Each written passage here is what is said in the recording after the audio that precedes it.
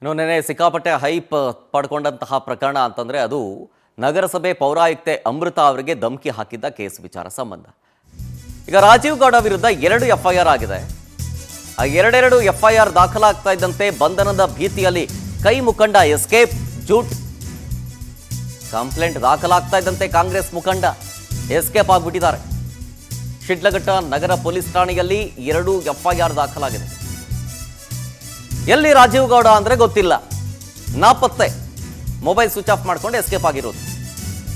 ಹಾಗಾಗಿ ರಾಜೀವ್ ಗೌಡನ ಹುಡುಕಾಟದಲ್ಲಿ ಪೊಲೀಸ್ ಪಡೆ ಇದೆ. ರಾಜೀವ್ ಬಂಧನಕ್ಕೆ ಚಿಕ್ಕಬಳ್ಳಾಪುರ ಪೊಲೀಸರು ಸರ್ಚ್ ಮಾಡ್ತಾ ಇದ್ದಾರೆ. 3 ವಿಶೇಷ ತಂಡಗಳನ್ನ ರಚನೆ ಮಾಡಿಕೊಂಡು ರಾಜೀವ್ ಗೌಡನನ್ನ ಅರೆಸ್ಟ್ ಮಾಡಲೇಬೇಕಲ್ಲ. ಈಗ 2 FIR ಆಗಿದೆ. ಇಡೀ ರಾಜ್ಯದಾದ್ಯಂತ ಸಿಕ್ಕಾಪಟ್ಟೆ ಹೈಪ್ ಪಡ್ಕೊಂಡಂತಹ ಪ್ರಕರಣ ಇದು. ಸೊ ಹಾಗಾಗಿ ಅರೆಸ್ಟ್ ಮಾಡೋದಕ್ಕೆ ಹುಡುಕಾಡ್ತಾ ಇದ್ದಾರೆ. ರಾಜೀವ್ ಗೌಡ ಎಲ್ಲಿದ್ದಾರೆ, ಏನು ಮಾಡ್ತಿದ್ದಾರೆ ಗೊತ್ತಿಲ್ಲ, mobile switch off. Shidlaghatta PI Anand Kumar ಹಾಗೂ SI ಸತೀಶ್ ನೇತೃತ್ವದಲ್ಲಿ ಟೀಮ್ ರಚನೆ ಮಾಡಿ ಹುಡುಕಾಟ ನಡೆಸಲಾಗ್ತಾ ಇದೆ.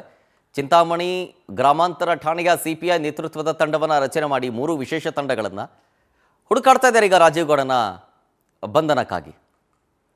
ಇನ್ನೂ ಸಿಕ್ಕಿಲ್ಲ.